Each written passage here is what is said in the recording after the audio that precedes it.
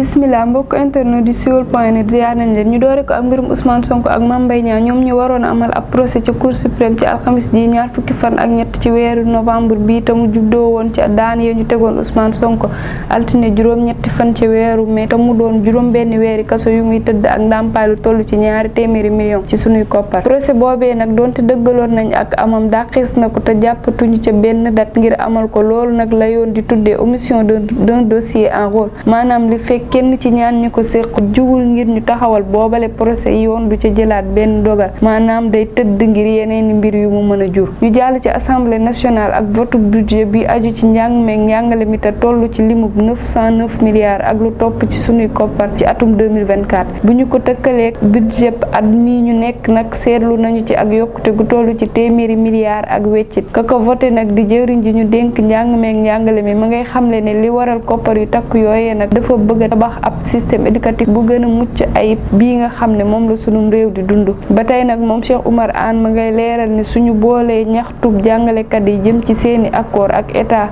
payoorug liggéeykat yu bees yi mottali payug donga yi taxawalub jànguwaay yu yees yi ngir jàng mu mucc ayib ak yeneen yi si aju budget bi da koy jar. meneen mbir mu jara wax di doomi France jii di wuyoo ci turu Colin Faye te toll ci ñaar fukki at ak juróom benn moom nag jamono ji ma nga ñu téye ca sûreté urbaine bu Ndakaaru ginnaaw ba mu doon fësal ak jàppaleem jëm ci kii di Ousmane Sonko ci kanamu attekaay bu Ndakaaru ma nga àndoon ak ay ndawi Pastef yi nga xam ne yaakaar nañ ne ca la bokk. kii di maître Khoureyssi Ba nag ci micro Sénégal ma ngay xam ne dañu koo xañ ay àqam ndax dañu koo toroxal waxloo ko te ay layookatam teewuñu loola nag moo waral moom Colin Faye moomee door ak xiifal nanguuta lekk nanguuta naan loolu nag moo waral kii di Juan Branco yëkkati ay kàddu di wax ni tànn gi France tànn ak ñàkk a tege ci yoon fii ci Sénégal doomi réewam ñoo ko nar a fay muy kàddu yu mat a jàngat. leneen lu ñu leeral di ajuk émission bii di balance te daan am ci télé bii di Walfadjri te dogal boobu dajeeg lool kàddu yu Pape Ndiaye di ab chroniqueur ca télé ba te aw waxinam jaaxal sénégalais yi lool ginnaaw ba mu génnee ca kaso ba loola nag kii di Moustapha Diop di njiital télé ba ma nga cee andi ay leeral yu wuute lool ak li ñu ëpp ci sénégalais yi njortu te muy yaakaar ne waxi Pape Ndiaye yooyu moo waral ñu ajandi émission bi moom nag mu ngay wax ne dogal boobu ñi ngi ko jël aljuma ji ñu weesu te xibaar bii nag démb rek la génn muy xamle ba tey nag ne waxtaan nañu ak kii di Pape Ndiaye te layal na boppam waaye nag seen warteef du jël ab dogal ngir daaneel kenn waaye ngir aar télé bi ak ñi fiy liggéey te Pape Ndiaye moomu bokk ca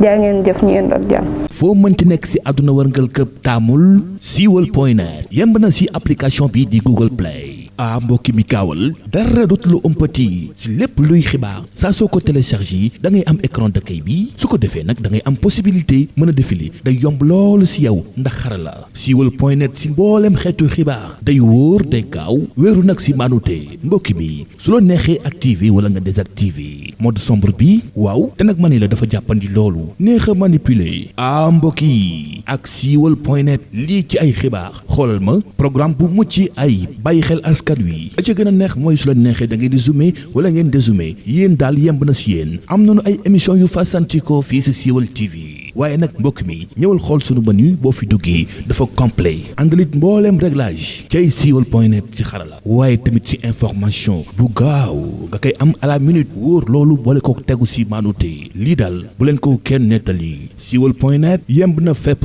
da ngeen koy télécharger waaye tamit yemb na si Twitter si Facebook mais également si YouTube siweul.net sa télé si poste moo taxit ñëpp ko taamu